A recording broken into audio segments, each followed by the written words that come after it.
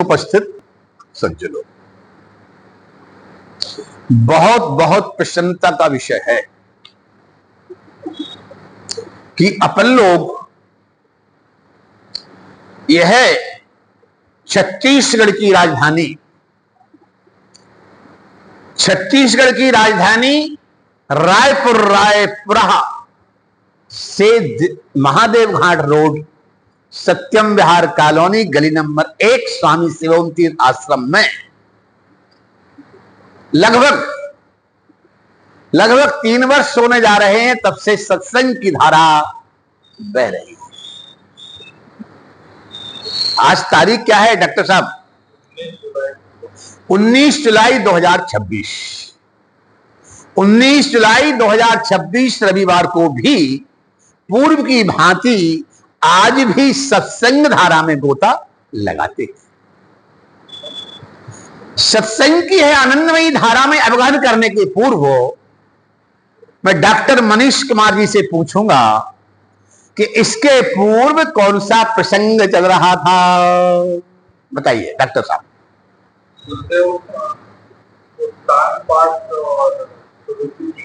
हुआ था और फिर उसकी जो कथा थी वो आइए, बहुत अच्छा आपने बताया, जो बताया वह ठीक है, मगर जिस मुख्य बात को पूछना चाह रहा था वो आप इसके आगे की कड़ी में है, बताएं। उसके पूर्व मैं आपको समझाता हूं। सर्वप्रथम तो इस बात को प्रकट कर दूं कि इसके पूर्व जो रविवार में समापन हुआ था वो 5 बातों पर हुआ। पहली बात, मां का आशीर्वाद। पहली बात, मां के द्वारा दिए गए संस्कार और आंतरिक अंतर्गति में समाहित होने की गति प्रवेश करना। इसके लिए सर्वप्रथम है मां की कृपा, मां का आशीर्वाद। किस पर? ध्रुव जी पर। दूसरी बात, पिता का आशीर्वाद। तीसरी बात, गुरु नारद जी की कृपा का शुभारंभ हुआ नहीं था, होने वाला था। और चौथी बात, प्रारब्ध का, पूर्व जन्म के सत्कर्म का उदय। और 5वीं बात में श्री हरिनारायण की कृपा प्राप्त होगी। इन 5 बातों पर अपन ने पूर्व की कथा को विश्राम दिया था। आइए, यह कोई कथा सामान्य नहीं है, यह बड़ी महत्वपूर्ण कथाएं हैं। और मैं तो इस बात को मानता हूं कि ध्रुव जी की तपस्या के माध्यम से, ध्रुव जी की साधना के माध्यम से, ध्रुव जी के अष्टांग योग को लेकर और मधुबन में तपस्या को लेकर बंधो, हमारी समस्त परंपरा का सार गर्भित तत्व प्रकट होता है। किस परंपरा का? जिस परंपरा में हम आप विद्वान हैं, जिस परंपरा में हम आप विद्वान हैं। परम पूज्य स्वामी गंगाधर तीर्थ जी महाराज, उसके बाद नारायण देव तीर्थ जी महाराज, उसके बाद ज्ञान विज्ञान तीर्थ जी महाराज, उसके बाद पूज्य विष्णुदेव तीर्थ जी महाराज। आइए, विष्णुदेव तीर्थ जी महाराज पर थोड़ा रुकते हैं। क्यों रुकते हैं? कि आज उस बात की चर्चा प्रकट होना है जो इनके बारे में पुस्तकों में तो लिखा ही है एक प्रकार से। कभी कभी ये दुर्गा भी चर्चा करती थी। हाँ, ये क्या चर्चा करती थी? महाराज जी, आपको पता है विष्णुदेव तीर्थ जी महाराज जी पानी पे चलते थे। अरे मैंने कहा, वो पानी में चलते थे, हम भी कभी कभी हवा में चलते। अतः वो हो या आप हो या हम, हर व्यक्ति यदि अपने जीवन में अवचेतन मन को पहचान लेता है समझ लेता है और अवचेतन मन की गहराई में प्रवेश करने की क्रिया को जान लेता है, तो सुनिश्चित रूप से वो हर व्यक्ति सम्मोहन के माध्यम से ये सब करने में समर्थ हो सकता है। आइए मैं प्रारंभ से थोड़ा सा इस बात को गहराई से लूंगा, तब कुछ समझोगे।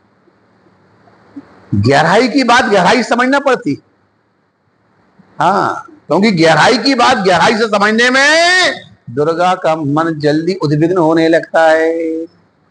ये तो कहती है आप तत्व की बात मत सुनाओ, अध्यात्म की बात कम सुनाओ, कथाएं सुना दो। आजकल इसका मन कथाओं में लगने लगता है, बल्कि इस साधन पक्ष से बहुत लंबे समय से जुड़ी हुई लड़की है और साधन में लगे परमहंसों की चर्चाएं भी अधिक करती, अच्छी करती है। परंतु फिर भी मैं इस बात के लिए प्रेरणा देना चाहूंगा हम आप सबके लिए कि ये जो मार्मिक विषय है ये चिंतन का है, ये मनन का है, मात्र चिंतन मनन का नहीं है, निधिध्यासन करने का है। मात्र निधिध्यासन करने का नहीं है, हमें श्रवण करने के बाद उस पर पूर्ण रूप से चलने का प्रयास करने का है। मैं एक स्मरण कराऊंगा, जिस तरह से मैंने एक बात का स्मरण कराया था, डॉक्टर मनीष कुमार सोनी जी याद रखें आप, कि राजा परीक्षित के लिए सुखदेव जी महाराज ने संतों के सर पहले 4 लक्षण बताए थे, और वही कपिल उपदेश के अंतर्गत सांख्य शास्त्र में संतों के लक्षण 6 बताए थे। इसी तरह से जो 5 बातें मुख्य श्री ध्रुव जी के बारे में यहां भी अपन ने कही, इन 5 बातों में 3 बातें तो वही हैं जो सत्य सनातन धर्म की जड़ है। मैं भी एक दिन रोहिणीपुरम रायपुरा चौक से जाते हैं तो जाते समय लेफ्ट हैंड पर रोहिणीपुरम उद्यान है, भ्रमण कर रहा था, सुबह की बेला थी। एक को तो मैं पूर्व परिचित हूं, मिसेज वर्मा सिंचाई विभाग के चीफ इंजीनियर की धर्मपत्नी थी। कुछ भक्त हैं जो जबलपुर से संबंधित हैं। जबलपुर में बहुत प्रारंभिक स्थिति में जब मैं 2 व्हीलर पे चलना प्रवेश किया था, 90 के अंतर्गत की बात है, तब वहां पर मेरी विमल किशोर श्रीवास्तव जी, सिंचाई विभाग के चीफ इंजीनियर, जिनका यहां बंगला है, जिनकी मैरिड रहती है, 2 बेटियां हैं, एक अमेरिका में है, एक बेटी इनकी जबलपुर में है, यहां बंगला भारे। तो ऐसे ही लोगों के माध्यम से जो दूसरों से लिंक जुड़ी हैं, ऐसे चित परिचित लोग यदा कदा मुझे मिल जाते। तब वो मिली तो उनकी जो बात थी, उस बात के कारण विषय मुझे प्रकट करना पड़ा। और बात तो उनकी में दम थी। 2 देवियां थी, तो वो बोली कि कोई बापूजी श्री बागेश्वर महाराज जी की ठठरी वाली बात का खंडन कर रही है। हमसे पूछा गया, एक देवी वो थी वर्मा साहब, चीफ इंजीनियर साहब की पत्नी, वो बोली कि महाराज जी बताएंगे कि ठठरी किसे कहते हैं। चूंकि ये उसी क्षेत्र से संबंधित हैं, अतः जबलपुर के हैं, तो ये बताएंगे ठठरी की बात। अब वो दोनों देवियों की चर्चा में बड़ा महत्वपूर्ण दम था, ऐसा नहीं था। एक सत्संग की बात थी और सत्संग की गहराई की तत्व की बात थी। जब पूछा गया तो मैंने कहा, बताने की शुरुआत की, तो वर्मा मैडम ने फट से अपना रुमाल बिछाया, मैंने अपना बिछा के बैठ गए। सत्संग शुरू हो गया। कुछ देर सत्संग चला। मैंने उनके लिए तथ्य की बात जो बताई, जिसने उनकी बात निकली, जो बताना चाह रहा हूं। मैंने कहा देखिए, ठठरी का सीधा सा अर्थ है, वैसे मैं एक अच्छी बात बताऊं, मेरा जो सिद्धांत और सबका सिद्धांत होना चाहिए हम और आप और कोई भी हिंदू क्यों ना हो बंधुओं, सबका परम कर्तव्य है कि उसकी यदि कोई पार्टी है तो वो हिंदू की पार्टी है। हिंदू की है मतलब सत्य सनातन धर्म की पार्टी है। जिसकी सत्य सनातन धर्म की पार्टी है, हिंदुत्व की, वही हमारी पार्टी है। ना हमारी कोई पार्टी थी, ना पार्टी है और न कभी होती है। परंतु मैं अधिक पसंद अंतर मन से बागेश्वर धाम अतः योगी बाबा को अधिक पसंद करता हूं। क्यों? यही तो एक महापुरुष मुझे दिखाई दे रहे हैं जो वाकई में सत्य सनातन धर्म का सही काम कर रहे हैं।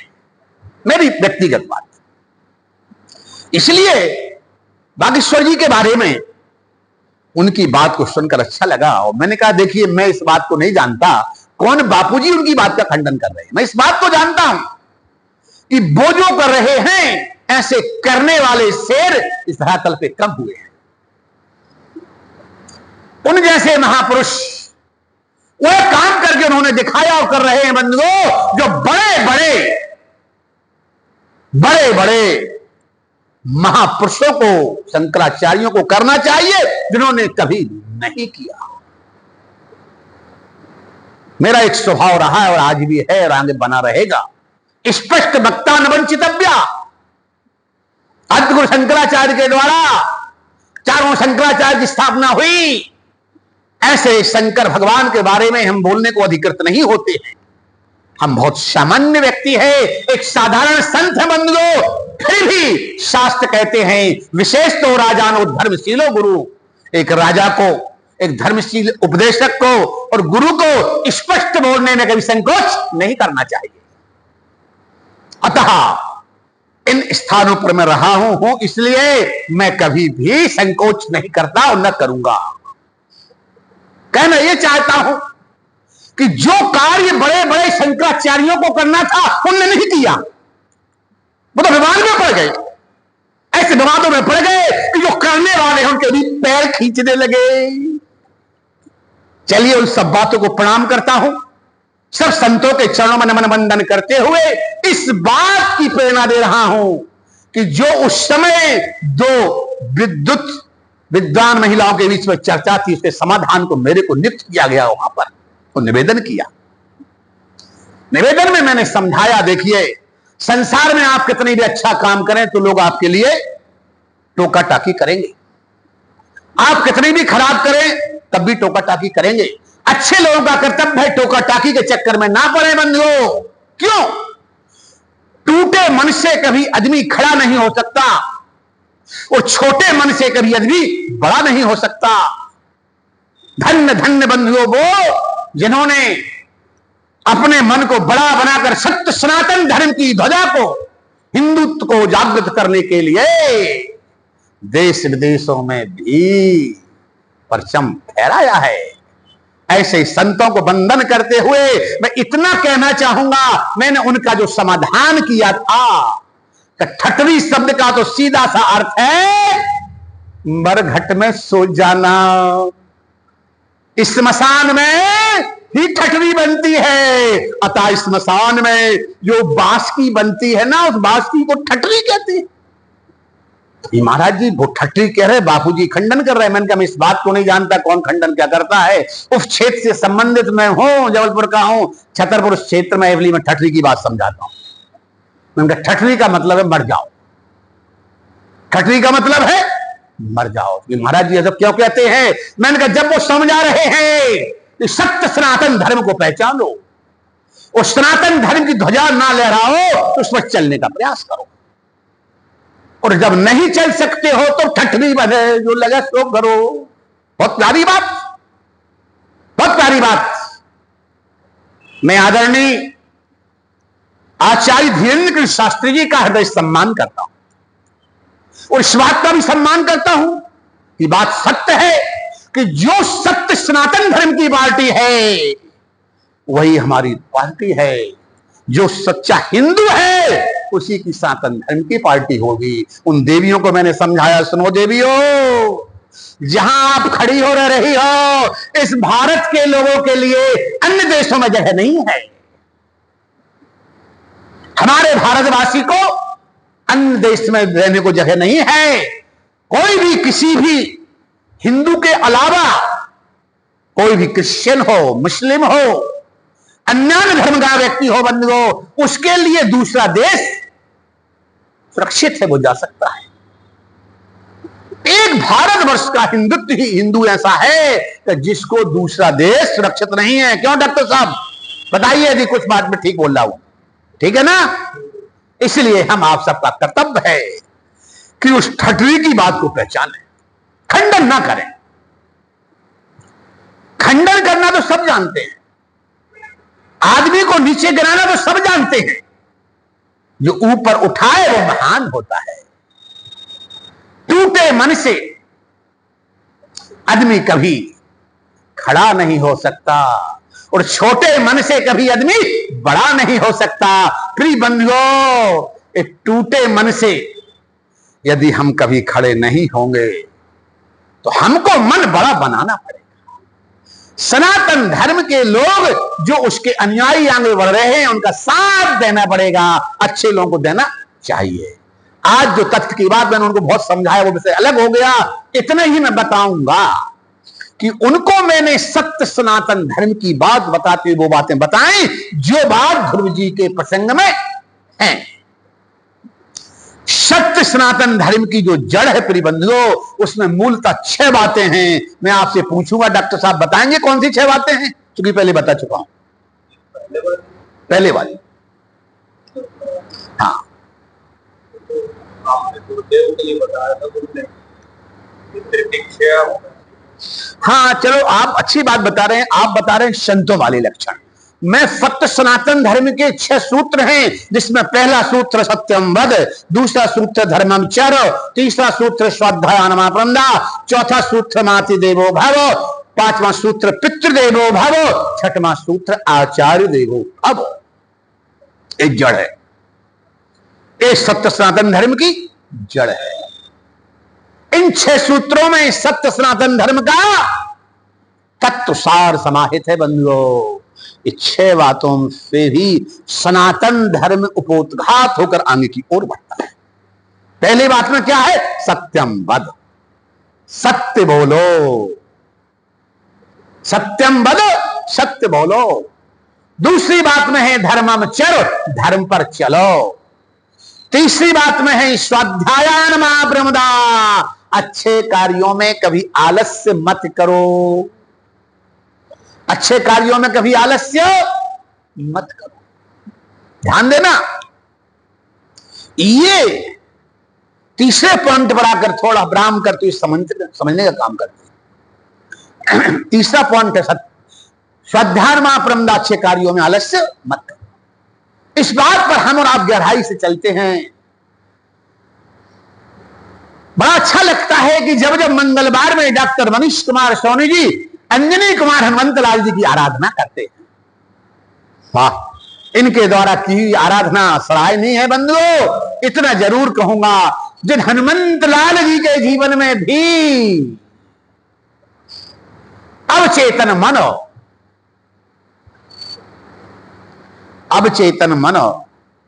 जागृत नहीं हुआ, तो उसको जगाने का काम जामवंत जी महाराज ने किया। बोलिए हनुमंत लाल जी महाराज की जय। हनुमंत लाल जी को जगाने का काम जामवंत ने किया। क्या किया? अरे इतना ही तो किया जामवंत जी ने, जैसे कोई आलसी व्यक्ति या प्रमाद में गहरा व्यक्ति आलस से भरा हुआ सो रहा हो और जगाने के लिए खोंच में पानी लेके छींटा लगा दो, और जो ही पानी का छींटा लगाओ तो वो पानी के छींटे में जगजगा के उठ जाएगा, आलस्य दूर होगा। जामवंत जी ने यही किया बंधुओं। हनुमंत लाल जी के लिए जैसे सोने वाले व्यक्ति को पानी का छींटा मार के जगाओ, तो इसी तरह उस प्रमाद से उठाने वाला काम, मतलब स्मरण कराने वाला काम, मतलब अवचेतन मन को जागृत करने का काम किया गया। आइए थोड़ा समझ लीजिए अब चेतन मन क्या है। आइए मैं बड़ी गहरी बात करना चाह रहा हूं, समझना जरूर है। आप लोगों से मैं पूछता हूं, आप लोग बहुत से असंख्य श्रोता बैठे हुए हैं, आप श्रोताओं में कोई ये बताएगा कि अवचेतन मन को जानते हैं या नहीं? कौन जानता है, कौन बताएगा? बताइए, कोई बताएगा? नहीं। बड़े बड़े प्रबुद्ध श्रोताओं ने बोल दिया कि हम नहीं बता पाएंगे। चलिए मैं बताता हूं। ये जो मन है, जिस मन से हम और आप काम करते हैं, जो मन एक पल में जहां जहां इसने जो देखा है, जहां जहां इसने जो देखा है, तो एक पल में दिल्ली, मुंबई तो छोड़ो, अमेरिका, न्यूयॉर्क, स्विट्जरलैंड, अनेक देशों की यात्रा करके आ जाता है। इस मन को शास्त्रों में कहा है चेतन मन। क्या कहा गया है? चेतन। और इस चेतन के लिए यहां जिस विषय में अपन चल रहे, यहां बताया गया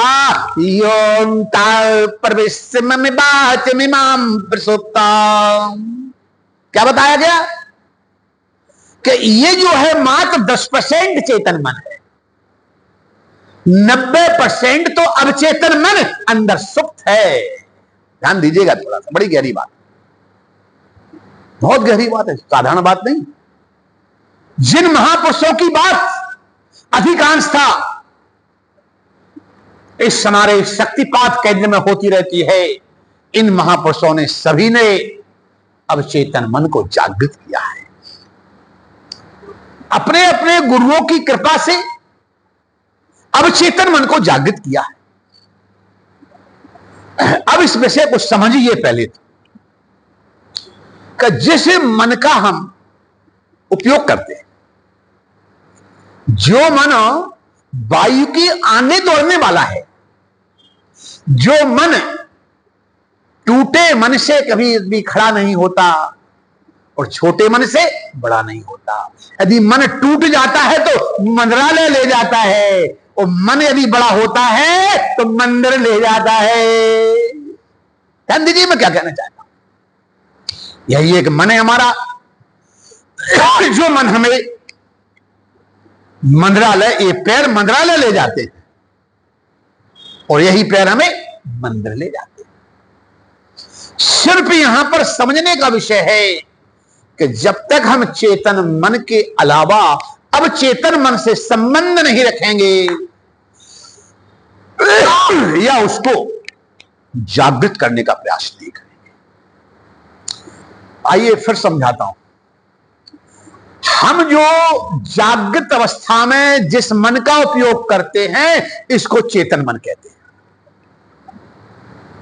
परम पूज्य पातास्तमणि डोंगरे जी, शायद सुना होगा, अनन्य भक्त ब्राह्मण संतों के, जिन महाराज श्री ने एक पुस्तक लिखी थी, उस पुस्तक का नाम है भागवत रहस्य। डोंगरे जी महाराज, तो डोंगरे जी महाराज ने भी इन समस्त बातों के लिए बड़े अपने ढंग से उसे प्रस्तुत किया। उनसे संबंधित कुछ बात मैं बताना ये चाह रहा हूं कि उन्होंने उस भागवत रहस्य में लिखा था कि जो गहरी नींद होती है डॉक्टर साहब, जो गहरी नींद है, क्या गहरी नींद, तो जो गहरी नींद है वो परमात्मा की गोद है। मैं तो कुछ जानता नहीं हूं, सामान्य व्यक्ति हूं, अल्पयानी हूं, लेकिन महापुरुषों की बातों को मैं आपको अवगत कराना चाहता हूं कि प्रिबंध हो, जो गहरी नींद का आनंद है, वो आनंद इंसान को कहीं प्राप्त नहीं होता है। डॉक्टर साहब, मैं आपसे कल कहूं कि कल जो है आप 2 बजे घर में बैठ के चाय क्यों पी रहे थे? आप कहोगे महाराज जी गलत, 2 बजे तो हम दुर्ग में डॉक्टर साहब से मिले थे। मैं कहूं डॉक्टर साहब, कल सुबह 5 बजे आप फूल तोड़ रहे थे। नहीं महाराज जी, हम 5 बजे घूम रहे थे। ठीक है भाई, घूमने की बात आपको याद है, आपको अपने काम करने की बात याद है। मैं कहूं कि आप रात्रि 2 बजे आश्रम आए थे, आप कहो गलत, 2 बजे हम सो रहे थे। मैं कहूं कि 4 बजे ठीक आप फूल चुनने के लिए बगिया चले गए, आपको वो भी गलत। ठीक 4 बजे में ऐसी गहरी नींद में चले गए थे कि हमको होश नहीं, हम कहां सो रहे थे। ध्यान देना, बड़ी ऊंची बात, हमको होश नहीं, हम कहां सो रहे थे। आपकी बात मैं आपसे पूछता हूं, ध्यान देना, सबकी बात है। सब कहते हैं मुझे पता नहीं कि मैं गहरी नींद में कहां सो रहा था। ध्यान से सुनना दुर्गा, ध्यान से सुनना और विचार करना इन बातों, इसको ज्यादा सुनने की जरूरत है, बहुत सपने आते हैं। आपका प्रश्न है, चर्चा है कि गहरी नींद में हम कहां सो रहे हैं हमें पता नहीं। सभी व्यक्तियों की चर्चा है, संसार के हर व्यक्ति की बात मैं अपने तरफ से कर रहा हूं बंधुओं। हर स्त्री पुरुष के मन की गहरी ये बात है कि गहरी नींद में हम कहां सो रहे हमको पता नहीं, कि हम रायपुर में हैं, कि बिलासपुर में हैं, कि कबरधा में हैं, कि जबलपुर में हैं, कि बिहार में हैं, हमको कुछ पता नहीं कि हम कहां सो रहे हैं। क्यों डॉक्टर साहब? परंतु आप क्या कहते हैं? ये जरूर कहते हैं कि वो गहरी नींद में आनंद बहुत आ रहा था। बोलिए, सबके मन की बात है या नहीं? अनिता जी राधे राधे, सही बात है ना? चरमान जी ठीक है ना? हमको पता नहीं कि हम कहां सो रहे थे, लेकिन वो गहरी नींद में आनंद बहुत आ रहा था। अरे प्रिय बंधुओं, मैं यही आपसे पूछता हूं कि एक तरफ आप कहते हो हमको पता नहीं, हमको पता नहीं हम कहां सो रहे थे, मगर वो गहरी नींद में आनंद बहुत आ रहा था। मैं आपसे पूछता हूं कि जब आपको होश ही नहीं कि आप कहां सो रहे हो, कोई पता नहीं किस स्थान पर सो रहे हो, कहां सो रहे कुछ पता नहीं, फिर आप ये बताइए वो जो गहरी नींद में आनंद ले रहे थे उसका अनुभव कराने वाला कौन? बताइए, बताएगा कोई मुझे को? बताएगा आप लोगों में से? नहीं, मैं बताता हूं, उसका नाम है अवचेतन मन, उसका नाम है परम चैतन्य शक्ति, परमात्मा, ईश्वर। उसका नाम है परमात्मा, ईश्वर। हमको हमारा पता नहीं है, मगर गहरी नींद में बहुत बहुत आनंद का अनुभव प्रदान कराता है। उसको हमारे शास्त्रों में ही नहीं, पूज्य डोंगरे जी महाराज ने भागवत में लिख दिया है कि गहरी नींद में जब तुम्हें होश नहीं है कि तुम कहां सो रहे हो, फिर ये बताओ भाई कि उस गहरी नींद में जो आनंद का अनुभव कर रहे हो, बोल रहे आनंद बहुत आया, ये आनंद कराने वाला कौन? बताइए आप लोग, कौन आनंद कराने वाला? इसी को शास्त्रों में कहते हैं ईश्वर, इसी को कहते हैं परमात्मा, इसी को कहते हैं परम चैतन्य शक्ति। जिस परम चैतन्य शक्ति के द्वारा समग्र सृष्टि का विस्तार है बंधुओं, उस परम चैतन्य शक्ति का अंश चेतन हम सब आपके अंदर है। उसी को ध्यान देना, फिर से और समझना, मैं आपको समझा रहा था कि जो जागृत अवस्था में मन काम करता है वो 10%। जैसे बर्फ की छल्ली आप पानी में डाल दो, फिर भी थोड़ा बहुत टुकड़ा उसमें निकला रहे, इसी तरह हमारा जो मन काम करता है वो 10% मन है, 90% मन सोया हुआ होता है, गहरी नींद में आनंद देने वाला होता है। हम जो भी गहरी नींद के अंतर्गत स्वप्न देखते हैं वो सब अवचेतन मन का खेल है, उसको अवचेतन मन कहा है। गहरी नींद में तो परमात्मा का स्वरूप बताया। समझिए, पॉइंट टू पॉइंट आध्यात्मिक तत्व की बात। आध्यात्मिक तत्व की बात से बढ़कर हम जिस परमहंस परंपरा में बैठे हैं, ऐसे परमहंसों के जीवन में ऐसी चीजों को जागृत करने की बात है। आलस से उठकर जिन्होंने बंधुओं जागृत होकर और सम्मोहन करके, चाहे पानी में चलना हो, चाहे हवा में चलना हो, चाहे किसी का कोई भी कल्याण करना हो, ऐसे काम करने में समर्थ हुए हैं। ऐसे कामों में हम आप भी समर्थ हो सकते हैं, बशर्ते चिंतन मनन के बाद ध्यान करें, मनन करें, उस पर चलने का प्रयास करते रहें, तब कभी संभव है। समय लगता है। कहना इतना चाहता हूं, गहरी नींद में परमात्मा होता है, और जो गहरी नींद के बाद जो स्वप्न होते हैं, उन समस्त स्वप्नों में अवचेतन मन होता है। गहरी नींद में ईश्वर है। ईश्वर का साथ हमारा यदि रोज नहीं होता तो हम आनंद की गहराई में गोता नहीं लगा पाते। संसार में तो उद्विग्नता है, संसार में उद्विग्नता है, अशांति है। यदि सच्ची शांति है, सच्चा आनंद है, परम आनंद है, तो वो परमात्मा की गोद में है। परमात्मा की गोद में है, उस परमात्मा की कृपा से उससे मिलकर प्राप्त है। यदि मनुष्य 24 घंटे में से कुछ घंटे गहरी नींद में जाकर परमात्मा की कृपा न पाए तो जीवित रह ही नहीं सकता, जीवित नहीं रह सकता। क्यों? ये जीवात्मा है, और जब तक परमात्मा की कृपा नहीं पाएगा तब तक जीवित नहीं रह सकता जीवात्मा अपनी बंधुओं। तो गहरी नींद में परमात्मा है और स्वप्न में अवचेतन मन है। आइए थोड़ा सा इसको गहराई समझ लीजिए। गहरी नींद में परमात्मा है और स्वप्नों में अवचेतन मन है, और उसी स्वप्न की गहराई में जाने का नाम सम्मोहन है। ये पॉइंट्स हृदयंगम करने लायक सामान्य बातें नहीं है। ये भागवत के गहराई का मार्मिक विषय है, जिस विषय को आजकल विद्वान लोग छूना नहीं चाहते। छूने में दिक्कत होती है। जिन्होंने अनेकानेक भागवत करके मनन चिंतन किया है, गहराई में गया है, ध्यान में डूबा है, वो ही कुछ इस पे प्रकाश डाल सकता है। सबके बस का विषय नहीं होता। कहना ये चाह रहा हूं, ये पॉइंट हमें आत्मसात करना चाहिए। हम आपको इन पर विचार करके आगे बढ़ने का प्रयास करना चाहिए, क्योंकि हम आप सब इस साधना से जुड़े।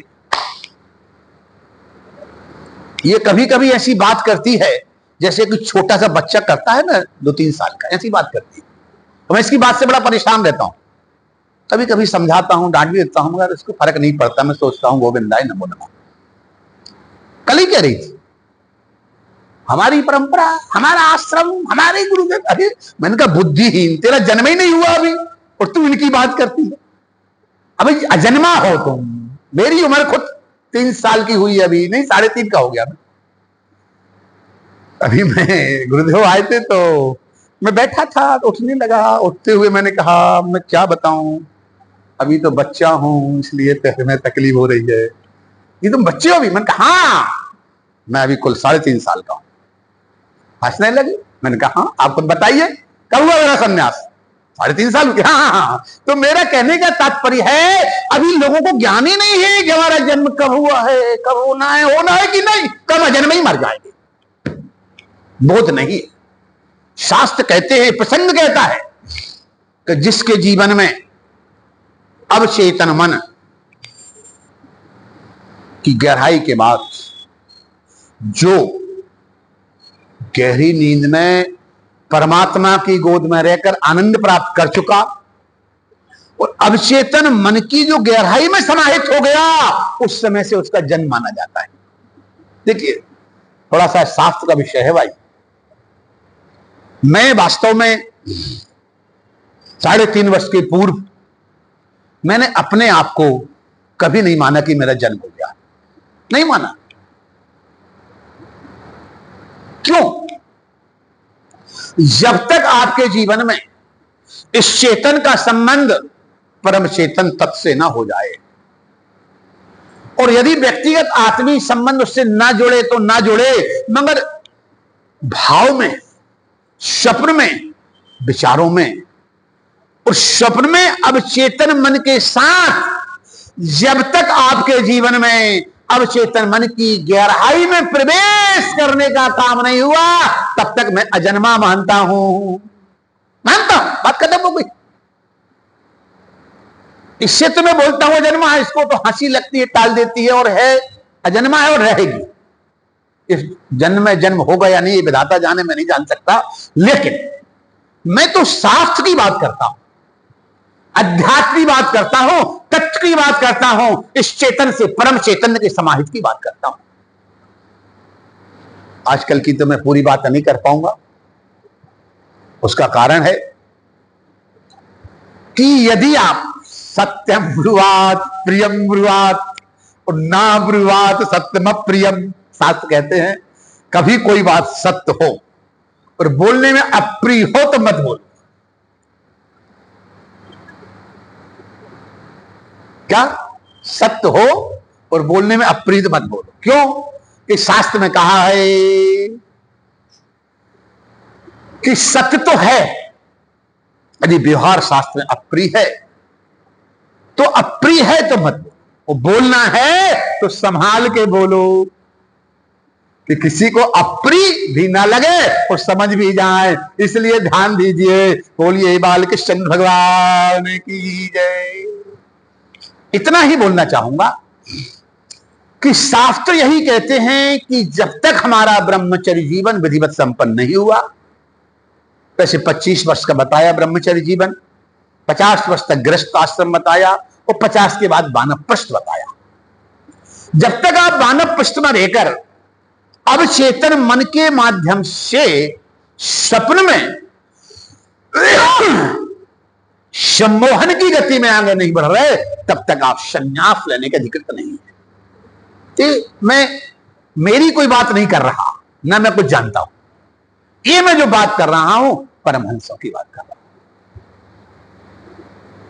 हूं। ओरिजिनल सच्चे तपस्वी साधक जो अष्टांग योग से समाहित अवचेतन मन के अंदर अवगहन करने वाले, सम्मोहन में समाहित होने वाले महापुरुषों की बात करता हूं, जिनका ऐसे समय में प्रवेश से ही जन्म माना जाता है और जो आगे अपने जीवन को उसी की सार्थकता मानकर और एक इंसान से भगवान बन जाते हैं। ऐसे सब परमहंसों के चरणों में कोटि नमन वंदन है, प्रणाम है बंदियों। मैं यहां पर सिर्फ ध्रुव जी की तपस्या के संदर्भ में बंदियों योनता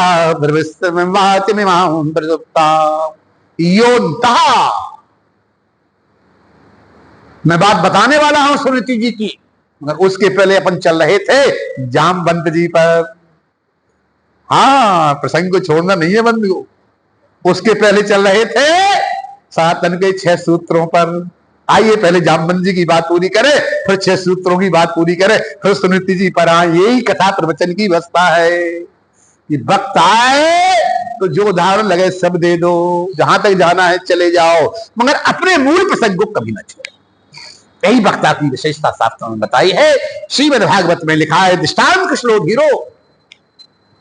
वही कुशल वक्ता है जो दृष्टांत देकर सबको समझाने का प्रयास करके अनेक दृष्टांत दे, लेकिन अपने प्रसंग को ना छोड़े।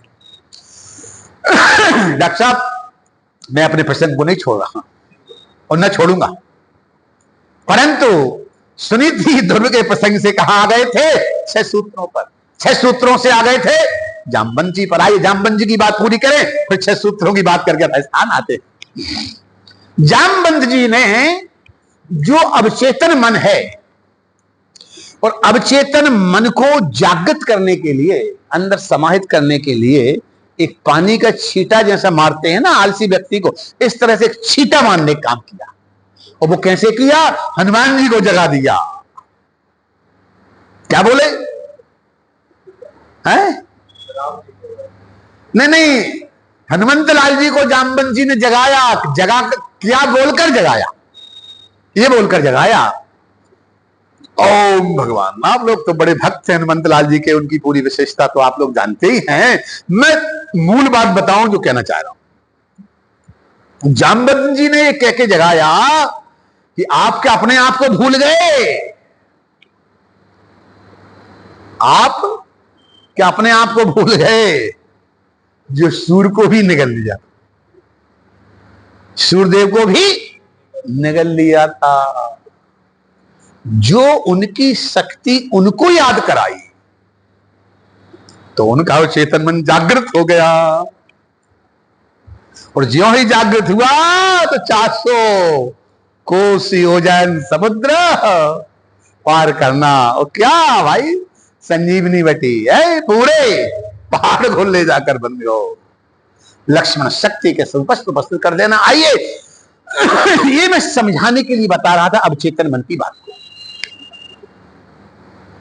समझे आप लोग। अब इसके पहले मैं बता रहा था कि मैंने जो उनको समझाया था सत्य सनातन धर्म के बारे में यहां के महापुरुषों को, उसमें 6 सूत्र मुख्य हैं, जो मैं 3 बता पाया था, तीसरे सूत्र में यहां आगे बढ़ गए थे।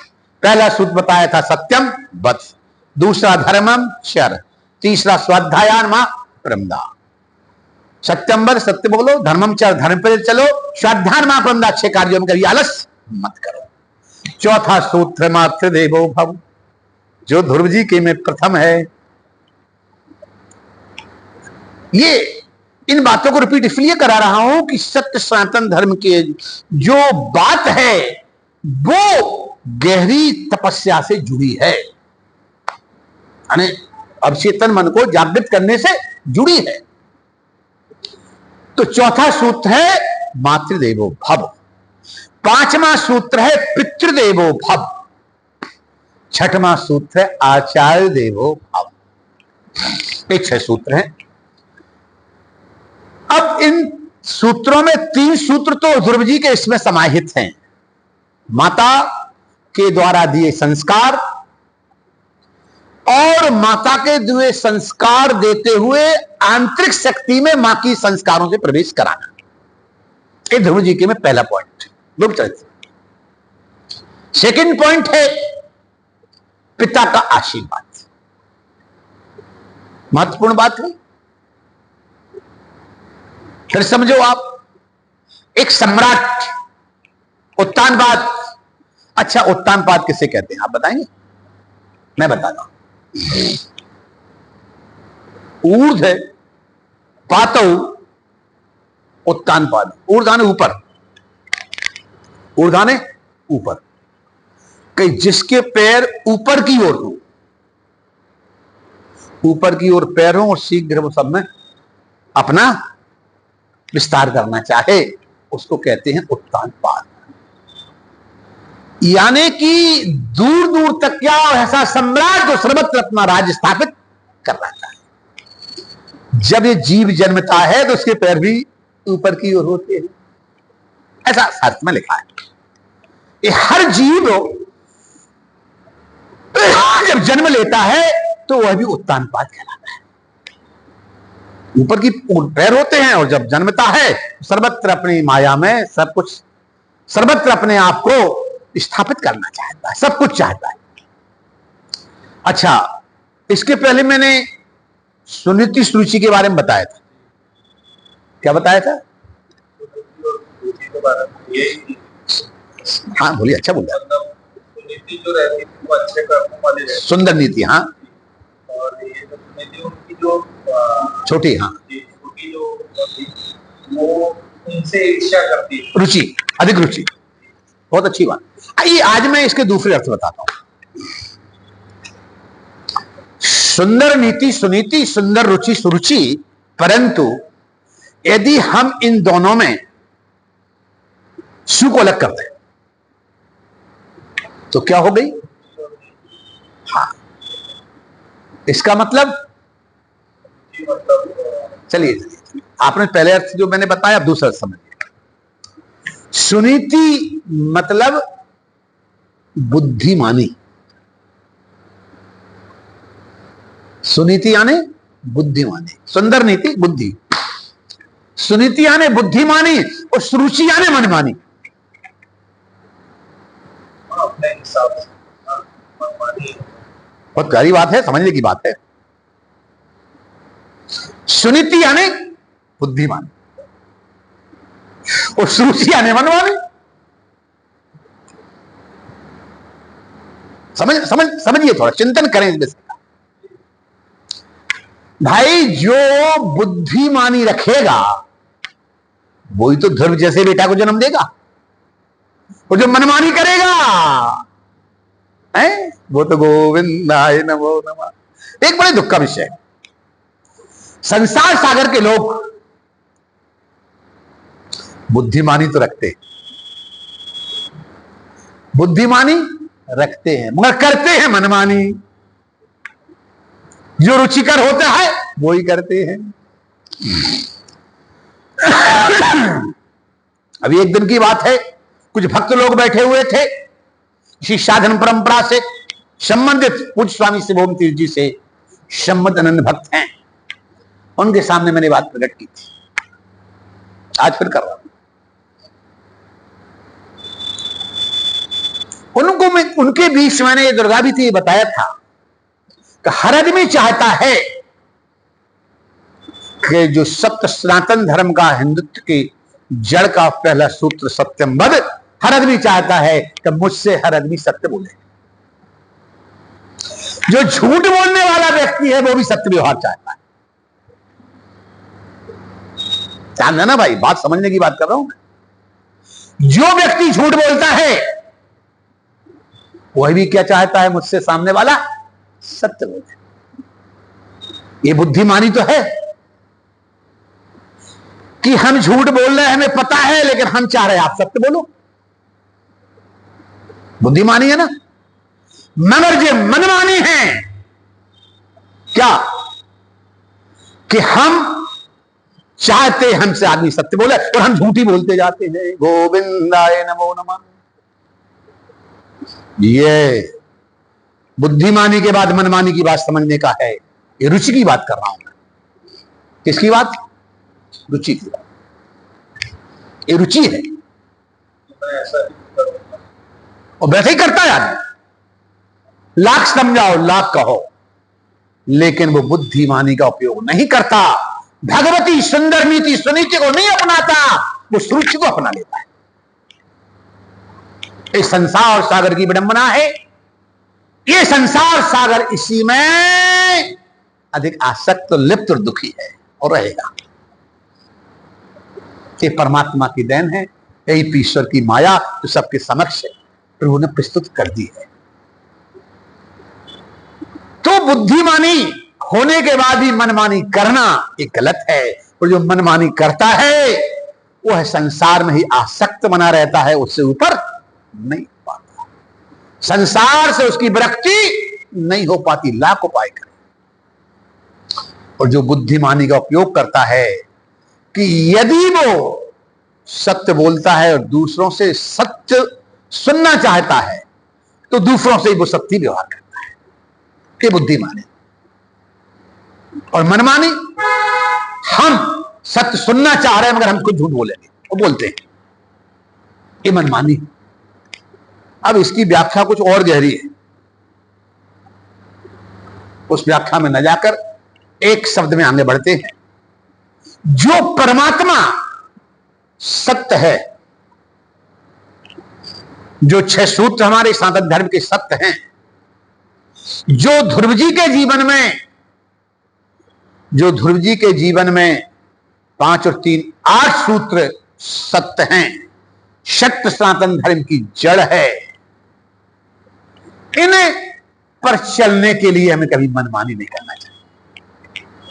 यहां पर बुद्धिमानी का उपयोग करना चाहिए। वही व्यक्ति संसार से विरक्त होकर मां के संस्कारों को मानकर आंतरिक शक्ति में अतः अवचेतन मन को जागृत करने में सफल हो सकता है। 5 पॉइंट तो वही जो मैंने आपको बताए, जिन 5 में अभी अपन चल रहे हैं। तीसरे पॉइंट पर मां सुनीति का आशीर्वाद मिल गया। आइए आशीर्वाद में अपन प्रणाम करें कि आशीर्वाद कैसे मिला था। आगे क्यों चलते। जब ध्रुव जी महाराज क्रमशः वृद्धि की ओर होने लगे, बढ़ने लगे, तो भगवती बुद्धिमानी सुनीति ने समझाया कि मैं तो जन्मदाता मां हूं तेरी, मुझे प्रणाम नहीं भी करेगा तब भी आशीर्वाद रहेगा, मगर ये माता छोटी मां है, इनको प्रणाम करना जरूरी है। इनका आशीर्वाद लेना जरूरी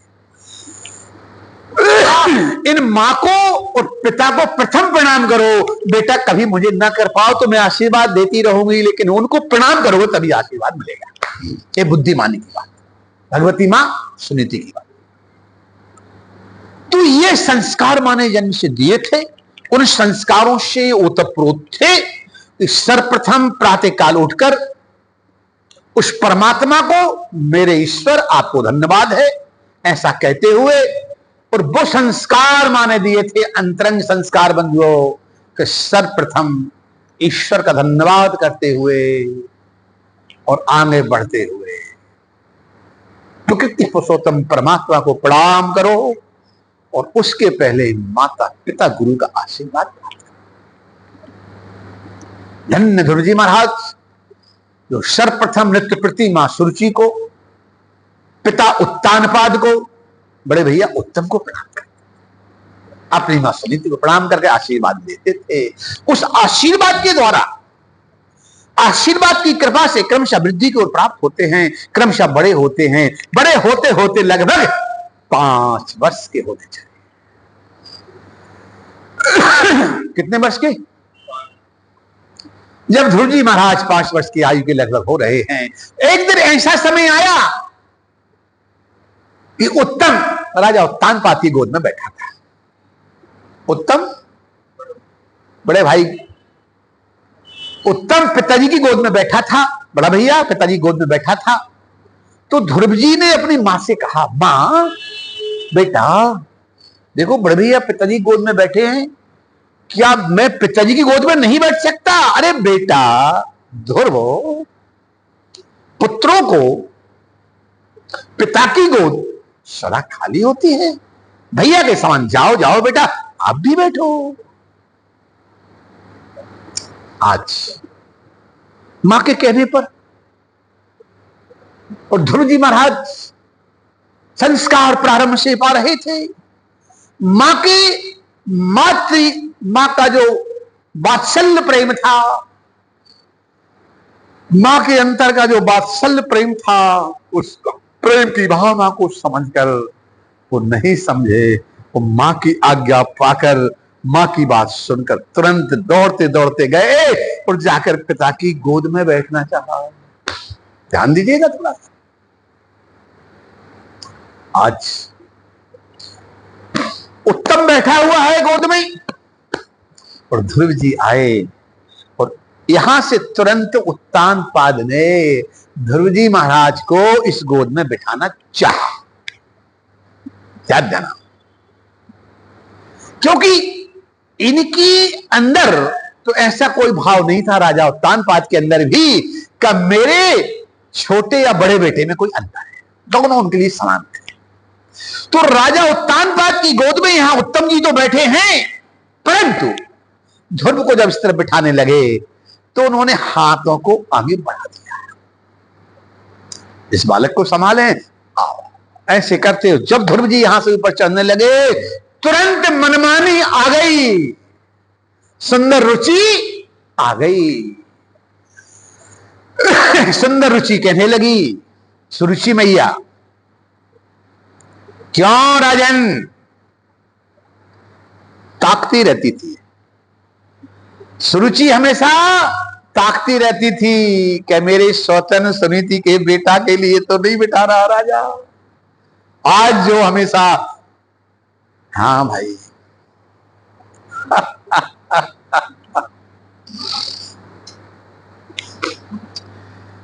प्रसंग बहुत रहते हैं, कई बातें याद आ जाती हैं, उनका आनंद भी लेता हूं। तो आज प्रस्तुत करूंगा, समय बहुत हो रहा है। कहना ये चाह रहा हूं कि आज ये सुरुचि ने ज्यों ही आवाज लगाई, क्यों राजन मेरे सौत के बच्चे को बैठाओगे क्या? राजन तुरंत जग कर शांत पड़ गए, सुरुचि की ओर देखने लगे। सुरुचि का वहां से बोलना और राजा का जो हाथ आगे करना था पीछे की ओर आ जाना, और उसी समय सुरुचि पास आ गई। जो आज बालक ऊपर की ओर ले रही थी सुनीति, वो बालक के लिए मंदो सुरुचि ने आगे धक्का लगा दिया, यहां गोद से धक्का लगाया और दूर कर दिया। चल तू राजा की गोद में बैठने का अधिकारी नहीं है। राजा की गोद में बैठना है तो तू पहले अपने शरीर को शांत कर मृत्यु को प्राप्त हो और मेरी कूख से जन्म ले, तब राजा की गोद में बैठ सकता है। ध्यान दीजिए थोड़ा सा, बड़ी गहरी बात भागवत में लिखा है यहां, सुत्सेर्य धैर्यम और बिल्लाप शोकम और दावाग्निना बाल रुते बाला। भागवत जी में लिखा है कि जिस तरह से जंगल की हरी भरी, जिस तरह जंगल की हरी भरी लताएं आग लगने में मुरझा जाती है, इसी तरह आज ध्रुव का चेहरा मुरझा गया, परेशान हो गया, समझ नहीं पाया छोटा सा बालक, तो पिता तो हमें हाथ बढ़ा के लेना चाह रहे हैं, वो मां ने आके धक्का लगा दिया और हमें नीचे पटक दिया। क्या कहा? यही तो कहा, यदि राजा की गोद में बैठना है इस शरीर को छोड़, और शरीर को छोड़ के उस परमात्मा से प्रार्थना कर मेरी कूख से जन्म ले, तब राजा की गोद में बैठने का अधिकारी। ये जब कहा तो वो तो आज हरी बेला जैसे मुरझाती समान ध्रुव जी मुरझा गए थे, तो मुरझाए चेहरा लेके ध्रुव जी अपनी मां की ओर बढ़े। दासियों ने उसके पहले ही आगे बता दिया कि आज छोटी रानी साहिबा ने ऐसा किया और राजा साहब ने चाह के भी नहीं बिठा पाए। अब ध्रुव जी अपना चेहरा मुरझाए हुए अपनी मां के पास आए। अब मां समिति ने कहा, बेटा क्यों चिंता कर रहा है? आज यदि पिता ने तेरे को अपनी गोद में नहीं बिठाया तो क्या इस संसार सागर के जन्मदाता पिता के न बिठाने में तो दुखी हो रहा है? तेरी छोटी मां ने ठीक तो कहा है ना, परम पिता परमात्मा को प्राप्त कर पहले। क्या कहा था? कहा कुछ और था, लेकिन बुद्धिमानी ने उसको संभाल के बोल दिया। उस मनमानी है ना, मनमानी की बात को छोड़ा और बुद्धिमानी ने बुद्धि से प्रवेश कर दिया। ठीक तो कहा है छोटी मां ने, ये पिता तो जन्मदाता पिता है, सच्चा पिता तो वो परम पिता है बेटा। इसलिए इस पिता की गोद में क्या बैठना, जाओ जाओ बेटा परम पिता की गोद में बैठो। कैसा मां? परम पिता की? हाँ परम पिता। तो क्या परम पिता मुझे अपनी गोद में बैठा लेगा? हाँ हाँ बेटा, तुम जैसे बच्चों को ही अपनी गोद में बैठाता है।